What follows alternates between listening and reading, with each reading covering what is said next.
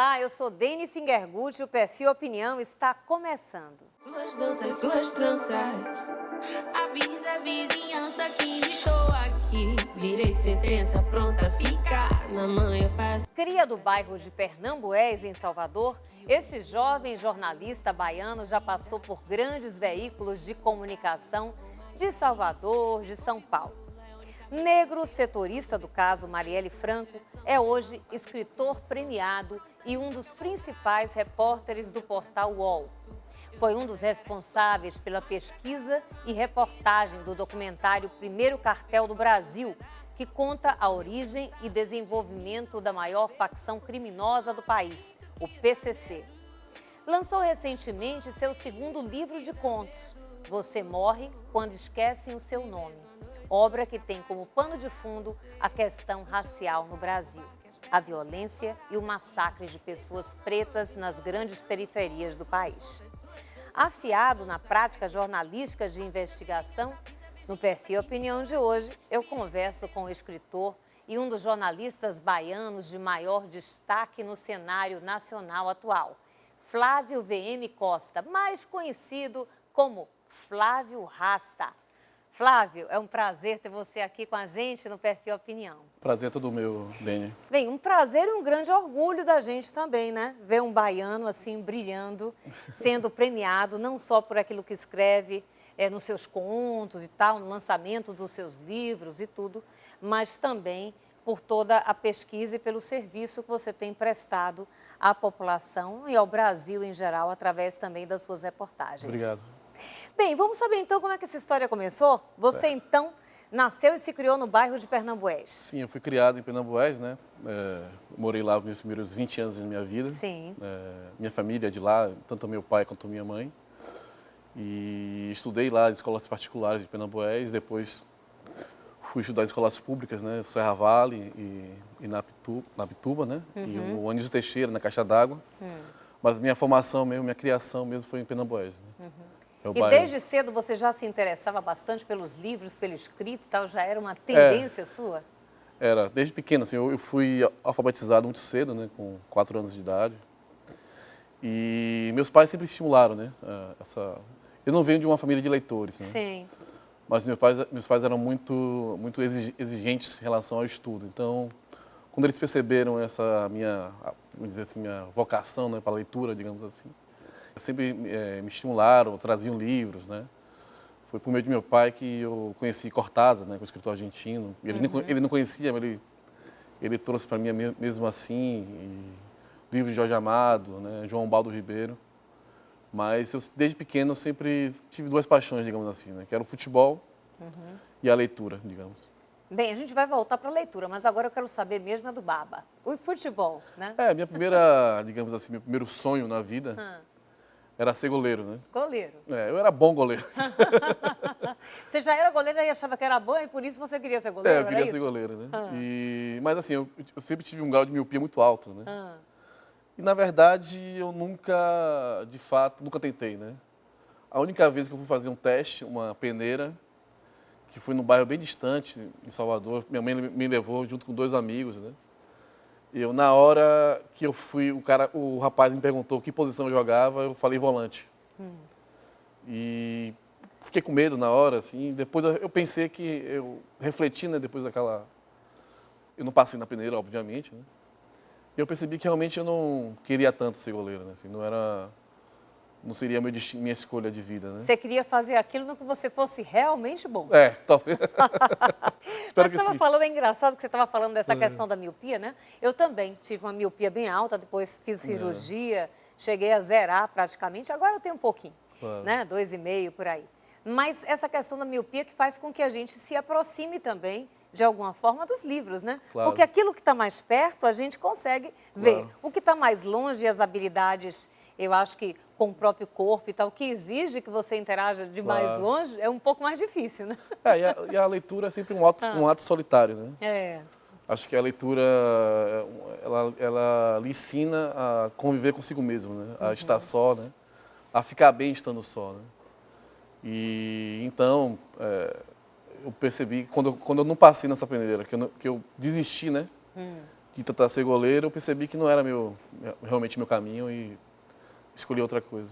Pois é, mas você citou aí alguns autores, né, que foram levados, inclusive, pelo seu pai e tal. Quero que você fale de outros autores também que foram te surpreendendo ao longo do tempo e ao longo da sua vida e até hoje, que você tem intimidade, que você gosta de ler. Assim, eu, além do Jorge Amado, que eu li muito quando era criança, Sim.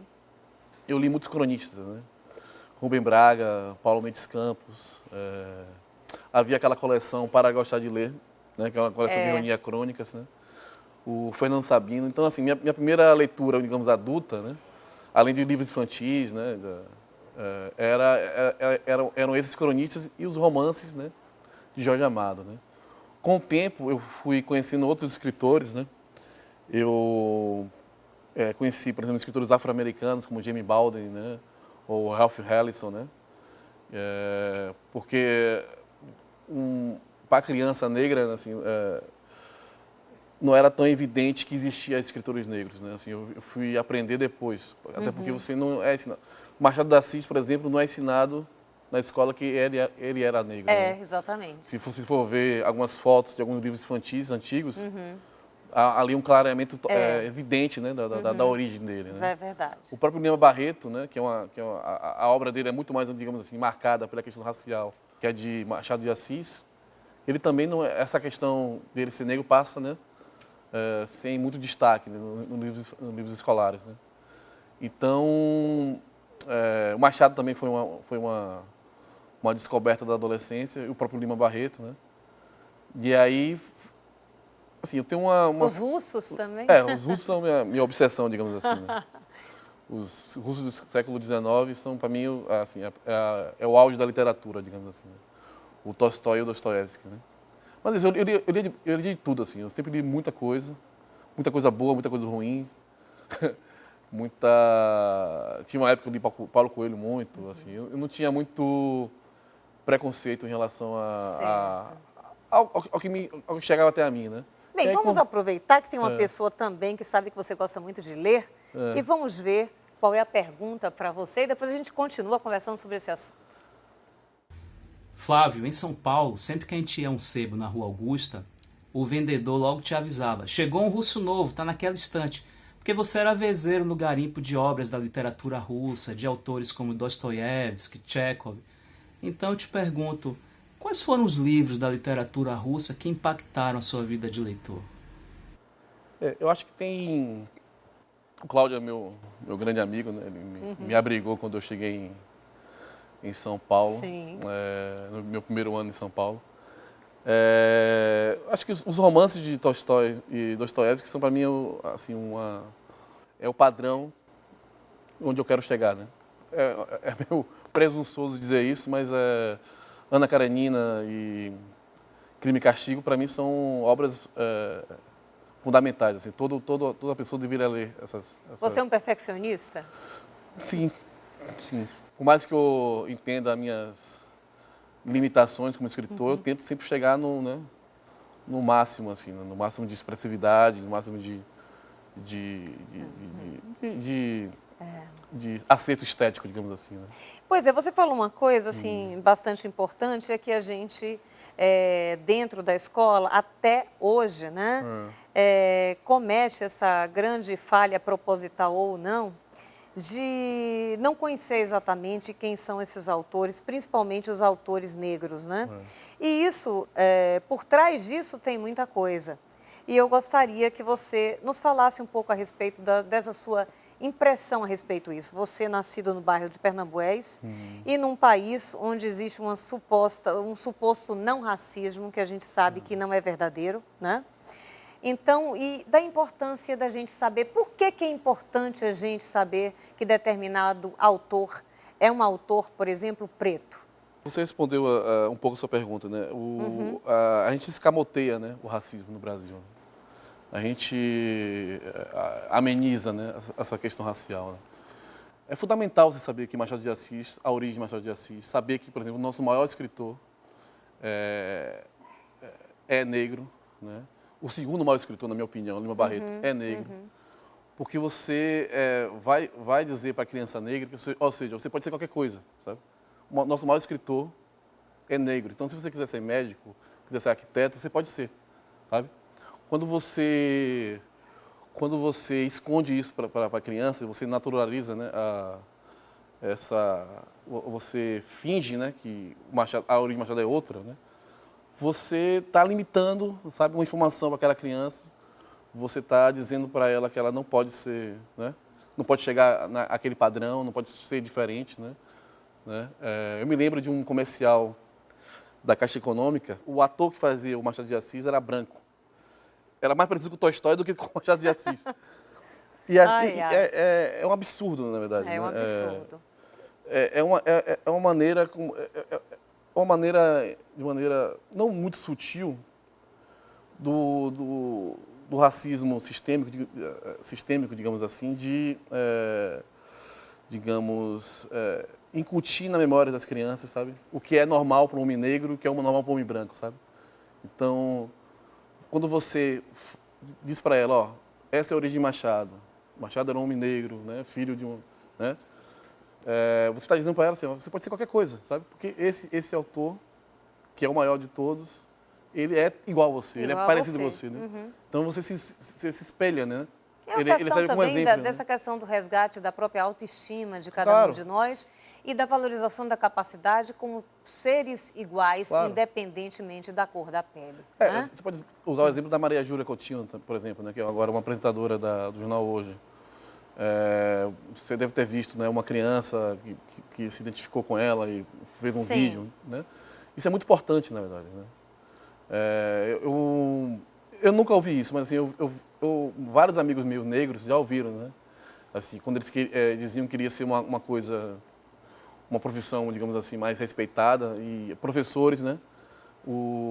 Diziam, não, peraí, sabe? Colocando meio que para baixo, né? Assim, saber que Machado era negro, para mim, é fundamental para saber nossa história, né? E conhecer outros escritores. A Carolina Maria de Jesus é uma grande escritora, né? Escreveu Quarto de Despejo. E ela não é estudada na escola, ou pelo menos não era até quando eu terminei o ensino médio, né? E ela é uma escritora tão importante, ou tem a sua importância, e saber quem ela é, saber conhecer os seus textos é tão importante como conhecer Clarice, né? Sim. Lispector, né? Porque ela está dando ali uma outra visão de mundo. De novo, dizendo assim, ó, ela é uma empregada doméstica que, mesmo sendo empregada doméstica, escreveu, entendeu? Escreveu uma obra literária importante, né? E nós temos escritores também escritoras, digamos assim, que ainda viveram num período, né, da escravidão e que ainda assim conseguiram se alfabetizar, escrever e se notabilizar, né, desde um período de extrema injustiça e repressão, como naquele momento também. Então, isso existe e é preciso que se saiba. Claro, né? a própria Maria Firmina dos Reis, a Exatamente. primeira escritora, a primeira mulher a escrever um romance no Brasil, né? Saber disso é muito importante. Então, daí a se tornar jornalista, como é que foi essa escolha mesmo? Não, assim, depois que eu desisti, que eu vi que não ia ser goleiro, o jornalismo me pareceu muito natural, né? Porque eu sempre gostei de ler e escrever. Então, para mim, era uma profissão, assim, uma escolha óbvia, né? E eu assinava, desde pequeno também, assinava revistas, Placar, revista Sim. Veja. E eu sabia que eu queria, não queria ser jornalista de TV, não queria ser Sim. jornalista de rádio, eu queria escrever. E lá em casa a gente tinha uma tradição, digamos assim, de ler o À Tarde, aos Sim. domingos. E o À Tarde teve uma época que ele tinha reportagens policiais, mas reportagens policiais históricas, né? Eles resgatavam histórias policiais antigas e recontavam, né? E aquilo me atraía muito, né? Então, assim, com aos 15 anos eu já sabia qual vestibular eu ia prestar. Eu fiz federal, né, da Bahia. E logo depois você já começou, acho que até antes mesmo, a trabalhar no Correio, foi isso? Antes de me formar, na verdade. Assim, antes de me formar, eu me formei em 2007, mas em 2006 eu trabalhei numa tarde como estagiário e fui contratado como profissional no Correio da Bahia. Era o antigo Correio da Bahia, né? Eu sou de uma geração de jornalistas, assim, que começou a trabalhar na imprensa baiana nos anos 2000, né? O próprio Cláudio, Luana Rocha, Vitor Shoa, Alexandre Lírio, né? É uma galera muito ligada à literatura, digamos assim, são leitores. E uma galera que queria fazer algum jornalismo diferente, né? Mas, ou continuar uma tradição de jornalismo mais investigativo, mais incisivo, digamos assim, né? Agora, é uma coisa assim, bem interessante e bom que a gente fale aqui. Você falou que em 2007 você se formou, e em 2008 você já venceu com outro jornalista também, né? O prêmio AMB, né? De jornalismo, por uma série de reportagens sobre a corrupção, justamente no judiciário baiano, e vendas de sentenças judiciais, Claro. todo esse tipo de coisa e tal. Então, queria que você falasse assim, um pouco a respeito desse período, né? Como é que foi também já sair da faculdade, ir para um jornal, quer dizer, talvez o segundo jornal naquele momento, né, em maior número de leitores, depois você passa também Claro. para a tarde, né? E vencer, né, digamos, um prêmio, e ter um prêmio de jornalismo como esse. Eu venci o primeiro prêmio, né? Eu venci com o Marcelo Brandão, né? Era o meu parceiro na época. O judiciário é o poder menos investigado do país. Assim, as pessoas têm medo de lidar com juízes, têm medo de investigar promotores, né? Para mim, aquilo começou por acaso. Houve uma operação, né, de sobrevenda de sentenças, e eu e Marcelo a gente conseguiu uns documentos dessa operação. E a partir daí a gente fez 50 matérias, na verdade. E essas 50 matérias revelaram não só um sistema de venda de sentença, mas um sistema de privilégios, né? Tipo, eu descobri um juiz em Paulo Afonso, que ele tinha os filhos empregados pelas prefeituras locais. Ele usava a estrutura da prefeitura para contratar mulheres e assediava essas mulheres, né? Ele tinha sua feira da semana paga por outra prefeitura. Ou seja, eu descobri ali um mundo de corrupção, de clientelismo, né, digamos assim, que a gente associava só ao parlamento, né, à Assembleia, ao Poder Executivo, né? E eu percebi que o judiciário precisa ser tão ou mais investigado quanto um governador, um juiz precisa ser investigado como um deputado é investigado, né? Ele precisa ser fiscalizado também, né? Porque um juiz numa cidade pequena, ele é rei. É verdade. Porque assim, ele julga a questão civil entre vizinhos, ele julga o rapaz que foi pego por tráfico, ele julga questões comerciais, porque assim, um juiz numa cidade pequena, ele resolve todos os problemas. Então ele concentra todas as áreas do direito, assim, né? Ele vai ser o juiz eleitoral, então ele pode decidir uma questão, né? Uma disputa eleitoral. E o judiciário baiano, agora, né? Recentemente, uma nova operação, né? de corrupção, sobre corrupção no judiciário baiano. Ele não estava acostumado com isso, né? Com essa postura fiscalizatória do jornalismo, né? Para mim foi uma escola, assim, eu aprendi muito, assim, e ao mesmo tempo eu me dei conta de quanto ainda a gente está longe de ser uma república, digamos assim, de fato, né? Uma república democrática de fato, né? Porque há muitos privilégios e há muito poder concentrado em poucos grupos, né? E um desses grupos é o judiciário. E é uma pena que isso, né? Você imagina, essas reportagens foram de 2008, 2009. aproximadamente. A gente, mais de 10 anos depois, vê se repetir tantas coisas, né? E muitas vezes iguaizinhas àquelas que foram também denunciadas anteriormente. É uma tristeza, minimamente é uma tristeza.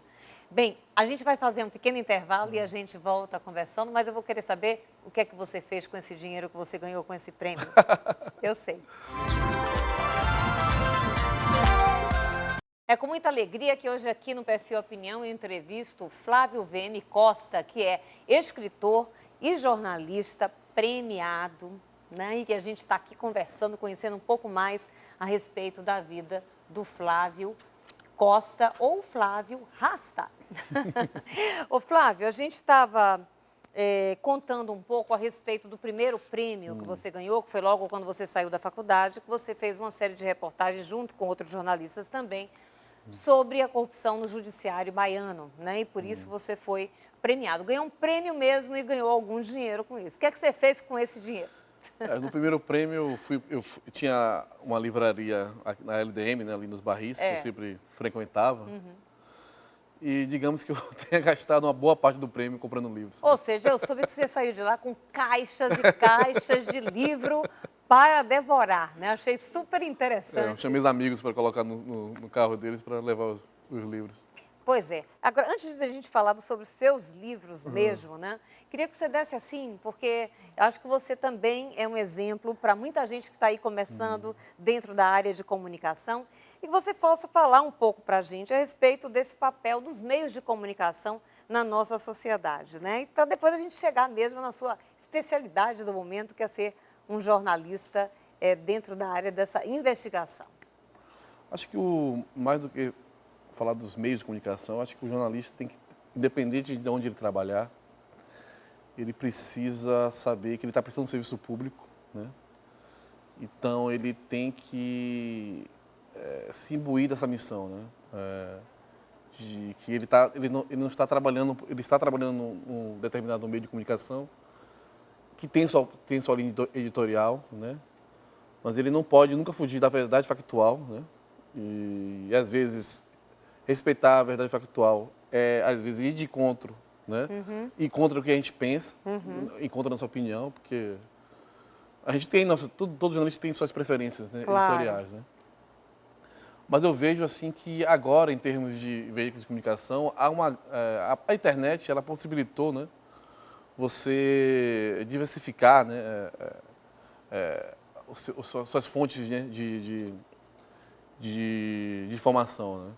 Você tem vários jornalistas hoje saindo da faculdade, criando seus próprios meios, né? Ou trabalhando em veículos mais independentes, né? Eu acho que isso é uma tendência. Isso nos Estados Unidos é muito mais comum do que aqui, mas eu vejo que há uma tendência de você buscar outros meios que não os meios mais conhecidos, né?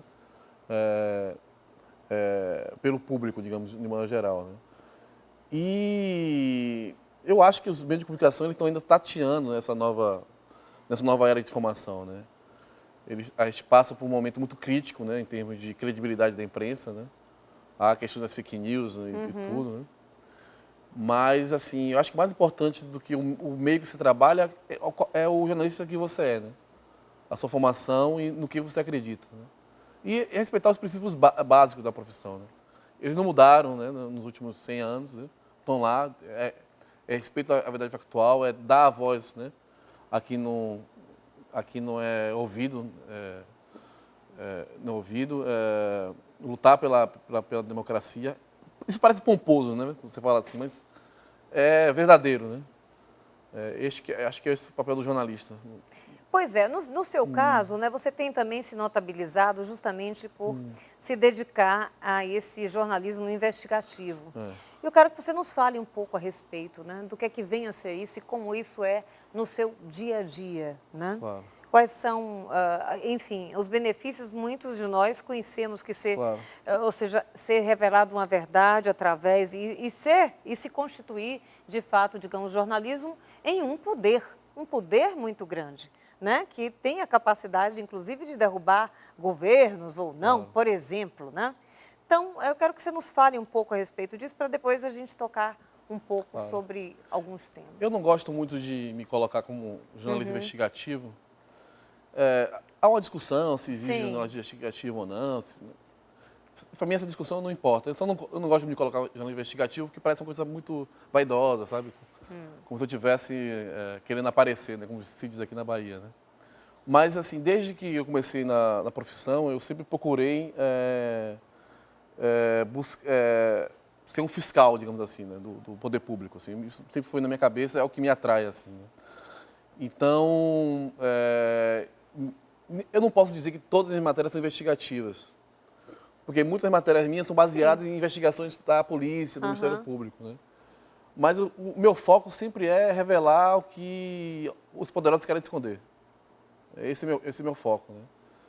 Então, quando eu fui para São Paulo, né, eu fiquei na Bahia, né, até 2010, eu fui trabalhar na Isto É, então eu investiguei cartolas, né, eu era repórter de comportamento e de esporte. Depois eu fui para o UOL comecei a trabalhar na Lava Jato, mas depois eu me especializei no crime organizado, porque eu acho que é um tema muito importante, né? Mas é isso, eu sempre busco, por meio de documentos, por meio de relatos, né, de fontes, que às vezes são anônimas, né, revelar o que está escondido, né, assim, revelar o que determinado poderoso, determinada autoridade não quer que seja revelado.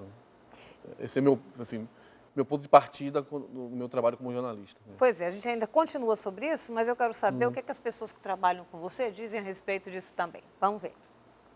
A gente sentava um do lado do outro e a gente já se tornou amigo de cara, assim, né? Ele tinha duas coisas, né, que eu achava massa, doida, na real, dele como repórter. Ele sabia o número de todas as fontes de cor, todos, do celular de todo mundo da redação, assim, da galera mais próxima. E ele escrevia na vertical, ele não escrevia frases, assim, quando ele estava entrevistando a galera, né? Escrevendo palavras, ele conseguia lembrar de tudo. Esse fenômeno aí, né? E já nessa época, assim, ele sempre foi muito bom repórter, né? Aquele repórter acima da média mesmo.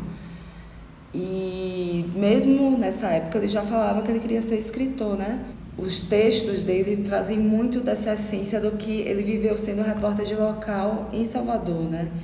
E de polícia, né? Então você entrar no gueto, você conhecer essa Salvador aí fora da orla, transforma, assim, é muito visceral. E Flávio é um autor visceral.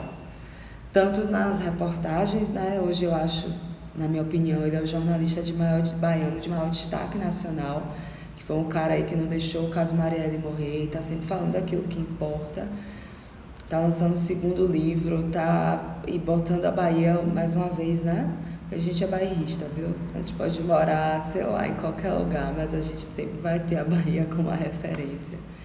Então, eu tenho muito orgulho de falar dele e desse cara aí, desse excelente repórter que nasceu aí na Bahia, mas de repente a Bahia ficou pequena, né? E hoje a gente vê, de uma maneira geral, em Salvador, um problema mesmo, né? A imprensa muito limitada, a gente não tem tanto espaço e a gente acaba tendo que ir embora para poder conseguir falar sobre outras coisas, ter espaço para falar, enfim. Acho que ele é sucesso. Um beijo, amigão. Tchau, tchau. Pois é, a Luana A Luana. Rocha, né? Amigona, agora está morando também em São Paulo também. É uma pessoa muito especial na minha trajetória, assim, uma grande amiga minha. Pois é, a gente vai voltar a falar a respeito, né, de jornalismo, sobre essas investigações e esses principais casos aos quais você tem se dedicado. Mas antes eu queria que a gente fosse já assim para esse seu dom como escritor. Esse é o segundo livro que você está lançando, Você Morre Quando Esquecem Seu Nome. Quero que você fale um pouco a respeito desse lançamento. Esse é um livro que ele demorou muito para ser finalizado, digamos assim, né? Em 2013, eu larguei o jornalismo durante um ano para escrever os contos do primeiro livro, que se chama Caça da Russa, né? E alguns contos que eu escrevi nessa época, em 2013, estão publicados agora no Você Morre, né? Porque na época eu achava que eles não se encaixavam na temática maior do primeiro livro, né? O Caça da Russa foi um dos vencedores do Prêmio Bokyo de Literatura, que é da Associação Brasileira de Cultura Japonesa, né? Que fica sediada em São Paulo. Eles têm concursos literários e a cada ano esse concurso muda de tema. Nessa época foi livro de contos, né? Eu publiquei Caça da Russa em 2016, né? E nos últimos 4 anos eu estava escrevendo muito, alguns contos, e eu comecei a perceber que eles tinham, além da temática racial, da temática da violência urbana, né? Eles dialogavam entre si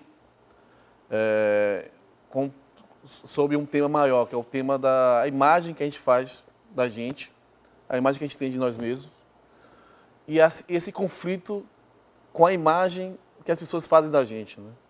A gente sempre tem uma ficção interna, né? Ou seja, a gente se apresenta para os outros de uma certa maneira, e essa apresentação pode variar, né? De com quem nós nos relacionamos, né?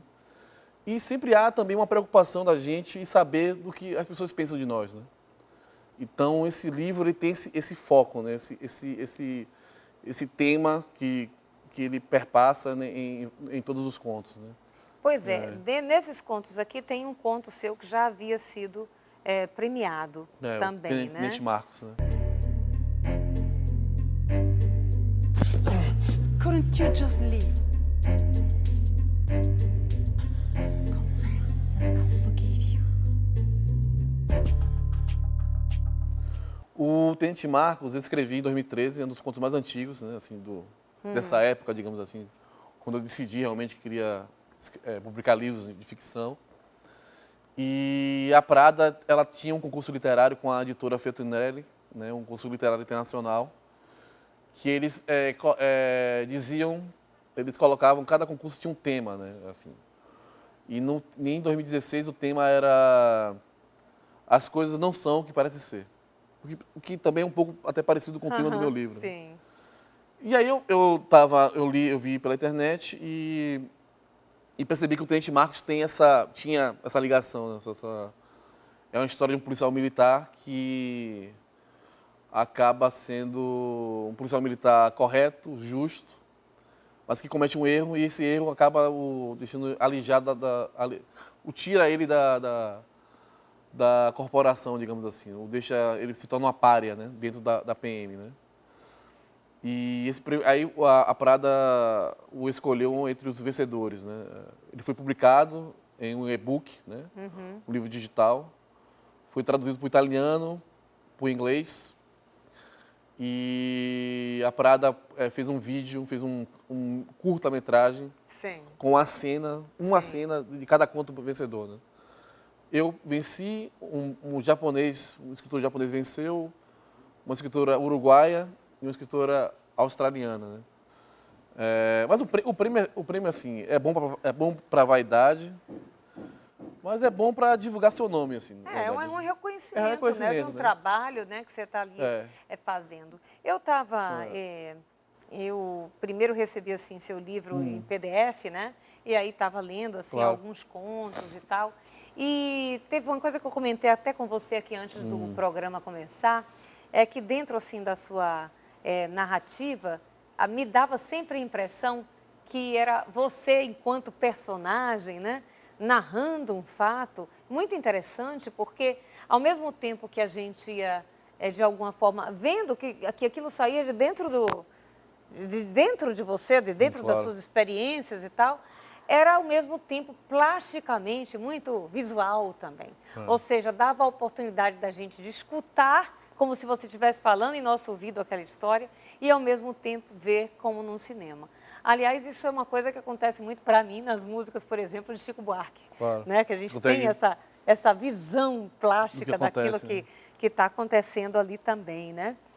Queria que você falasse um pouco dessa sua forma de escrever, desse seu jeito de escrever, dessa narrativa. Assim, eu sempre me preocupo, assim, para mim cada história ela vai demandar um estilo diferente, né? E o grande desafio é encontrar o tom, né? O tom, as frases, né? A voz para aquela história, né? Um conto ele tem essa característica, né? Um bom conto parece realmente uma pessoa numa mesa de bar conversando com você, contando uma história, né? Independente do tema, né? Então, eu sempre procuro encontrar essa voz do conto, esse tom, né? Independente das palavras que eu use, mas assim, eu sempre procuro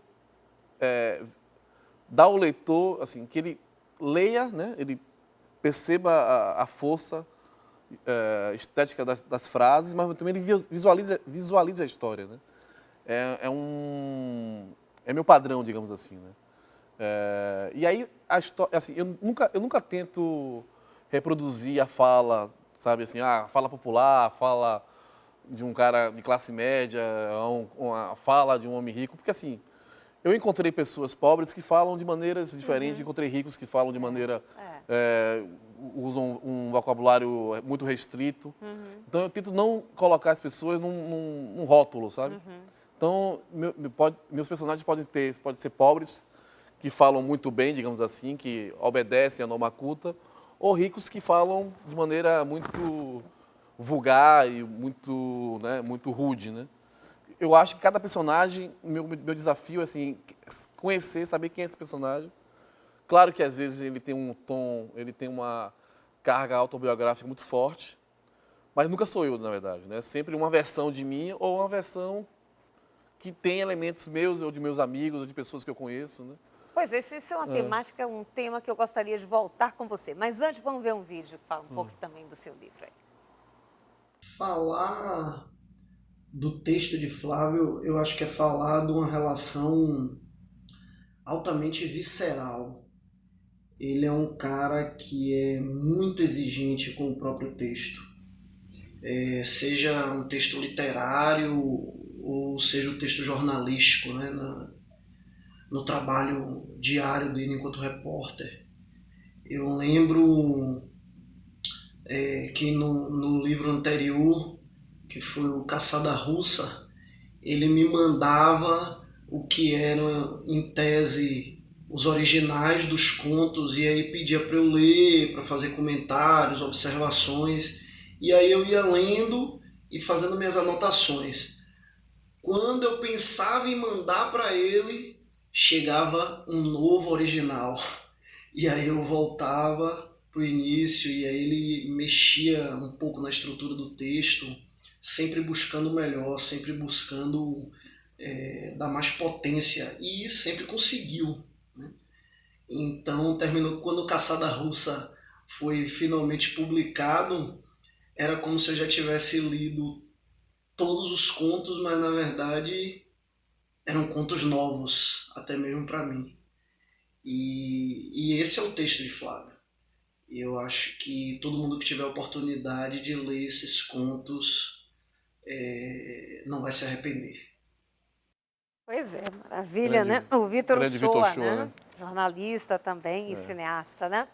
Mas a gente vai comentar sobre isso ainda no próximo bloco, para dar mais tempo da gente falar com um pouco mais de profundidade, tá? Daqui a pouquinho a gente volta.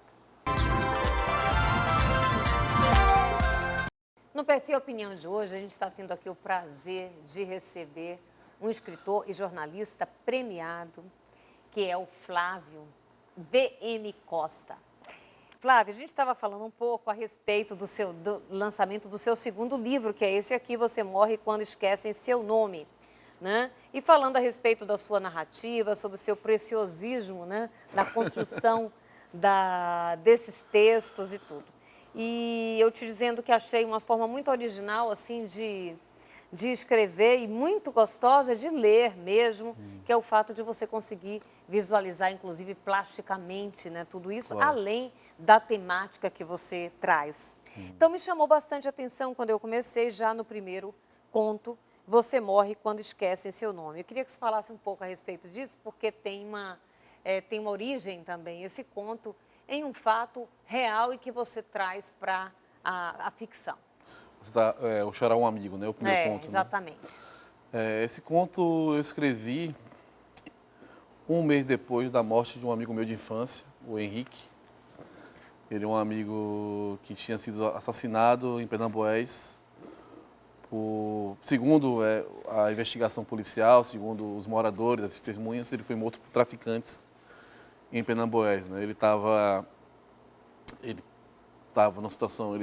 Ele era usuário de cocaína e tinha cometido alguns crimes e tudo. E havia muito tempo que eu não falava com ele, né? Eu estava viajando quando eu soube dessa situação, da morte dele, e só consegui ir para Salvador, perdi o enterro, né? Só consegui ir para Salvador uma semana depois, né, da morte.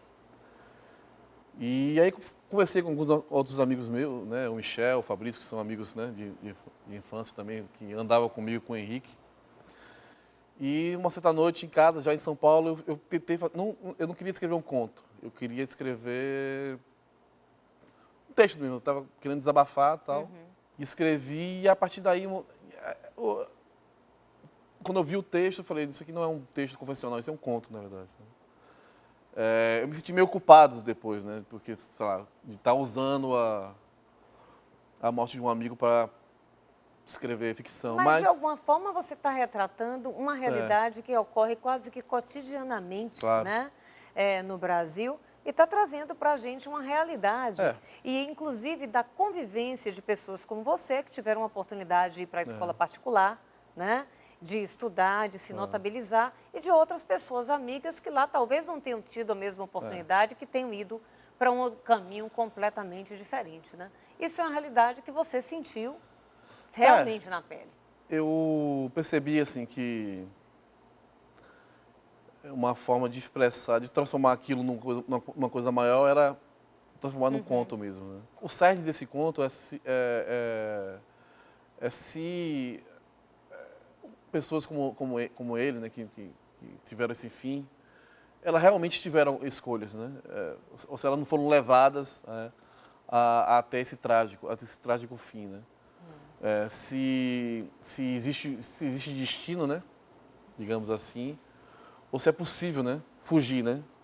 Desse destino, ter escolha na vida, independente da sua condição social, né?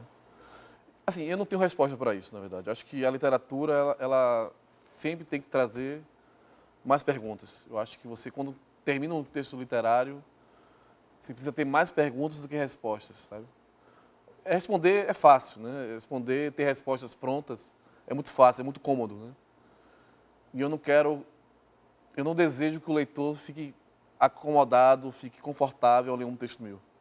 Bem, queria que você falasse mais assim, quantos contos você tem aqui nesse livro? Como é que as pessoas, eu sei que você teve um lançamento aqui na Bahia, super festejado, cheíssimo, lotado de gente mesmo, né? E onde é que as pessoas podem adquirir o seu livro também, Flávio? São 8 contos, né? São, como te falei, contos que eu escrevi em 2013 e 2019, mas, por enquanto, o livro pode ser adquirido no site da editora, né? Que é www.bissaulivros.com, né? E provavelmente ele vai estar disponível em livrarias aqui em Salvador também. Maravilha, né? Você diz assim que não gosta de ser taxado como um jornalista investigativo, nada disso, que não é exatamente isso, embora isso acabe acontecendo nesses trabalhos que você vem se dedicando. Assim, acredito que não seja tão difícil para você, enquanto escritor, se está escrevendo no jornal, se está escrevendo um livro assim como esse, né? Uma prática diferente.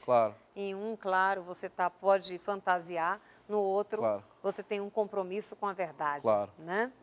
Mas, por exemplo, talvez as primeiras coisas que você tenha se notabilizado e tenha começado realmente a gente ver também do seu trabalho, dentre tantas, foi justamente o uso ilegal do aplicativo WhatsApp, né, para a distribuição das fake news, principalmente nas propagandas políticas, né, durante a campanha eleitoral, por exemplo, de 2018. Né? Queria que você falasse um pouco isso para a gente, quais foram as conclusões que você acabou chegando também. É isso. A Folha tinha publicado uma matéria, né, umas 2 semanas antes, salvo engano, sobre empresários que estavam bancando envio de mensagens ilegais por meio do WhatsApp, né? E eu e um colega meu chamado Ayuri Rebelo, depois entrou outro colega chamado Leandro Prazeres, a gente recebeu de uma fonte um material de uma dessas empresas que prestavam esse serviço ilegal, né? E a gente avançou em relação ao que a Folha tinha descoberto, né? Porque a gente provou os envios, a gente provou que a campanha do atual presidente Bolsonaro usou, né, determinado serviço ilegal, que apagou o registro das mensagens no dia em que a Folha de São Paulo publicou a matéria, né? Então, a gente mostrou também que o PT, o Fernando Haddad, também usou o serviço. Depois, nós provamos que o Henrique Meirelles usou de maneira ilegal, o candidato, né, a base de dados do Bolsa Família para enviar mensagem para o WhatsApp. Assim, na verdade, a conclusão que eu chego é que a campanha eleitoral presidencial ela foi totalmente contaminada por esse tipo, né, de ilegalidade, né? Assim, eu acho que a campanha eleitoral de 2018 ela pode ser considerada uma campanha complicada em termos de legalidade, né? Esses serviços, eles divulgaram não só mensagens de propaganda política normais, mas fake news, né? Mentiras, né? E eles influenciaram diretamente o resultado da eleição, né? Principalmente no último mês da eleição, quando houve um maciço, né, envios de mensagens por meio do aplicativo WhatsApp. E eu acho que a lei brasileira ela não tá preparada para lidar com essa situação, sabe? Eu acho que isso vai ocorrer de novo nas eleições agora municipais de 2020 e pode piorar ainda mais na eleição municipal de 2022. Mas urge uma solução e uma legislação específica para o assunto, né? Porque, na realidade, esses fatos sociais e esses avanços que a gente está vendo dentro da tecnologia e tal, o direito, de alguma forma, sempre está um pouco atrás. Né? Correndo sempre atrás. está atrás desses fatos novos. Claro. Então, precisa haver uma atualização em relação a tudo isso e muito e bem mais. rápida, né? Porque... Bem rápida. Um outro assunto que a gente sabe que você tem se dedicado bastante ainda, né? E foi justamente o caso da Marielle Franco, que resultou na morte dessa vereadora e também do motorista Anderson Gomes, Claro. né? E você deu, assim, vários furos de reportagem. O que é que você sente quando está desvendando todas essas histórias e como é que fica a proteção de um jornalista como você quando vai desvendando histórias como essa e também do PCC, que daqui a pouquinho a gente vai falar? Claro. Eu acho que assim, a morte da Marielle, para mim, é o crime político mais importante dos últimos 30 anos. Assim. É a morte mais importante de uma política ou de uma personalidade política desde Chico Mendes.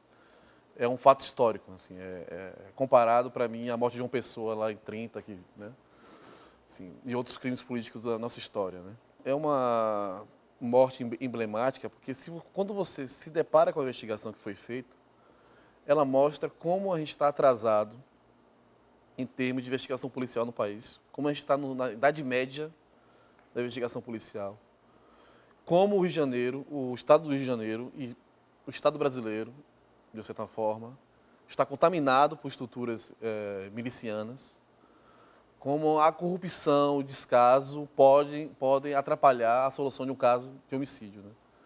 Assim, falando especificamente da Marielle, é vergonhoso o trabalho da polícia, do Ministério Público, na investigação do caso. O que eu sinto muito, nesse caso específico, à medida que eu vou trabalhando nele, é muita indignação, na verdade. Porque você não sabe até que ponto aquilo é incompetência ou é uma situação de encobertamento de pessoas graduadas envolvidas no crime. Né? Dá para dizer que o Estado brasileiro, o Estado do Rio de Janeiro, matou Marielle e Anderson. Porque os atiradores são policiais militares. Um outro policial militar virou uma testemunha falsa no caso. Um delegado federal ajudou a colocar essa testemunha falsa na investigação. Você tem agentes da Polícia Civil que supostamente, eu vou dizer, não supostamente, receberam propina para não investigar o caso. Você tem um Ministério Público que cometeu erros assim, vergonhosos na investigação. Assim. Você tem uma disputa política sobre quem vai investigar o caso, quando, na verdade, se deveria juntar todas as forças policiais, a federal, a civil, o Ministério Público Federal, para solucionar a morte da Marielle. No caso da Marielle especificamente, né, com toda essa investigação que foi feita, com tudo que foi publicado, com todos esses erros que vocês mostraram e com a força que o próprio jornalismo tem, né, perante toda a população e tal, que mudanças e que novos rumos você viu que isso está, digamos assim, tomando ou não? E como é que fica você enquanto ser humano, enquanto jornalista, enquanto pessoa, quando acaba de alguma forma descobrindo e dessa forma também interferindo na opinião pública através das revelações que você tem feito? Assim, eu acho que a gente ainda não... eu acho que a gente pediu, pelo menos, que uma versão falsa fosse... Não só eu, mas outros jornalistas também. Quando eu falo em você, falo claro. desses jornalistas. A gente pediu que uma versão falsa fosse sedimentada, fosse aceita pela sociedade a respeito da morte da Marielle, né? Toda vez que um trabalho meu, jornalístico, tem alguma uma influência, eu me sinto gratificado, porque assim, é para isso que eu trabalho, na verdade, né? Para evitar que injustiças ou falsas versões se estabeleçam, né? Então, é uma gratificação até, digamos assim, não é tão grande, porque, assim, por exemplo, no caso da Marielle não foi solucionado, a gente ainda não sabe quem matou, não sabe quem mandou matar, né? Mas, assim, é para isso que a gente trabalha, na verdade. Toda vez que a gente tem uma interferência para o bem, né? Eu me sinto um pouco realizado, né? Mas não tanto, assim. Agora, eu queria saber mesmo se você tem medo. Nesse processo todo, por exemplo, né? Enquanto está fazendo tudo isso, enquanto está mexendo com tantas forças e tal, como é que fica a sua segurança? Como é que fica a sua vida? Eu sou um cara bastante medroso. Não vou tirar onda aqui de machão, nem de muito corajoso, não. Eu tomo meus cuidados, claro, mas assim, eu escolhi fazer um certo tipo de jornalismo, né? Então eu sabia dos riscos que são inerentes, né, a essa escolha, né? Eu tento tomar o máximo de precaução, sabe? Para te trazer segurança mesmo, digital, né? Tento sempre saber com quem eu estou conversando, quem são os envolvidos na situação. Mas é isso, assim, eu acho que, assim, a gente não consegue ter controle sobre nossas vidas. A gente acha que tem controle, só que a gente não tem. Isso é uma grande verdade, né? Mas eu quero citar aqui também que você foi um dos repórteres responsáveis pela reportagem e pesquisa também sobre o PCC, que resultou, inclusive, num documentário que eu recomendo todo mundo a ver, que são 4, né? 4 episódios. 4 episódios mesmo. Primeiro Cartel da Capital. Paz, justiça, liberdade, igualdade, união para todos.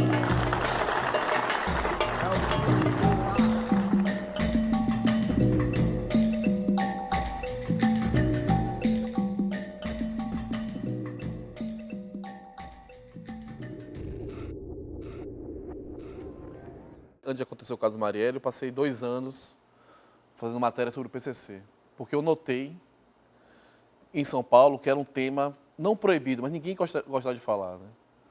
Há uma certa corrente na polícia e corrente majoritária entre a polícia, entre as autoridades, de que não se deve falar sobre o PCC. Mas, assim, não falar do PCC só ajuda o PCC. Eu acho que o cidadão ele precisa ser informado sobre assuntos que são de interesse público. E você saber como age a maior facção criminosa do país é de interesse público. Então, eu comecei a fazer um trabalho de apuração, de investigação, para saber como é que andava o PCC. Né? E aí, a partir daí, a gente descobriu várias, né? Várias histórias, atentados que o PCC cometeu, a briga que estava ocorrendo nas penitenciárias, né? E como se refletia nas ruas. Né? Eu percebi como o PCC tinha se expandido por todo o país, né? As relações que ele estabeleceu entre outros grupos criminosos. Aqui na Bahia, por exemplo, o PCC é um grande fornecedor de cocaína, de armas. Né? E isso é de interesse público. Né? Isso é... Você não escrever sobre isso, esconder, não escrever sobre o PCC não é colocar o crime sob uma ótica do glamour. É você revelar o que de fato está acontecendo, né? E só ajuda, na verdade, não escrever só ajuda o policial incompetente ou corrupto e o próprio crime organizado, né? Eu acho que, assim, é um tema que a sociedade ainda não se deu conta de quão importante ele é, né? O PCC está crescendo, está se transformando numa, não diria uma máfia, mas uma organização criminosa muito sofisticada, que a gente não percebe ainda os tentáculos dela na sociedade. Inclusive lidando talvez com o produto mais lucrativo do mundo cocaína, hoje, que é a cocaína, né? Que são as drogas. E a gente acha assim, que encher a cadeia de gente jovem preta vai resolver, que é o pensamento da classe média. Né? Não vai resolver porque, na verdade, você está transformando a cadeia em RH para o PCC. As cadeias brasileiras se transformaram em um setor de recrutamento das facções. Você colocar jovens que cometeram até crimes de menor gravidade numa cadeia superlotada, sem que os seus direitos sejam respeitados, na verdade está dando munição, está dando contribuição para o fortalecimento do crime organizado. Bem, cada um desses temas aqui merecia um programa, Claro. né? Para a gente poder falar com profundidade a respeito deles, né? Por enquanto, a gente está apresentando a você, se você já não conhecia, o Flávio Costa, que é escritor e jornalista. Mas, Flávio, quero que você tenha toda a liberdade para terminar esse programa como você quiser, dentro daquilo que você se dedica, que é a escrita, seja ela jornalística ou ficcional, né? E desejar a você muito sucesso com esse seu livro de contos e mais sucesso ainda, que é revelar para a população em geral a verdade, que eu acho que é isso que é o sucesso, é conseguir chegar a essa verdade, trazendo para a gente um verdadeiro Estado de Direito, de justiça, de igualdade, né? De equanimidade mesmo, que a gente pode ter na nossa sociedade para que ela seja transformada. É com você a palavra. Primeiro, agradecer o convite, né, por participar do programa, me sinto honrado, né. Espero que eu tenha respondido da melhor maneira as suas perguntas. Eu queria dizer só que a literatura é o território da liberdade, né. Eu não quero doutrinar o leitor, não quero dizer ao leitor o que ele deve pensar. Eu espero que as pessoas que leem o meu livro, elas possam tirar suas próprias conclusões, né, a respeito dele, que elas sejam provocadas, que elas fiquem incomodadas, que elas reflitam, né, sobre essas histórias, né, e que elas busquem também um prazer da leitura, né. Acho que a leitura, acho que o nosso país é um país ainda de não leitores ainda, né. E a literatura tem que ser ensinada como um prazer. Eu acho que essa é uma falha que a nossa escola comete, né. A literatura não deve ser tratada como uma matemática, ela tem que ser tratada como um prazer, como a música é um prazer, como ver um bom quadro, né? E eu acho que a gente comete esse erro muitas vezes, né? Transformar a literatura num negócio de decorar enredos, decorar regras. E reconhecer o poder de transformação em Claro. nossas vidas e da sociedade, daquilo que a boa leitura também pode Claro. fazer. Flávio, mais uma vez, muito grata pela sua presença aqui no Perfil Opinião. Eu que agradeço. E a gente vai se despedindo por aqui. Com certeza a gente volta semana que vem, se Deus quiser. Um beijão para todos vocês.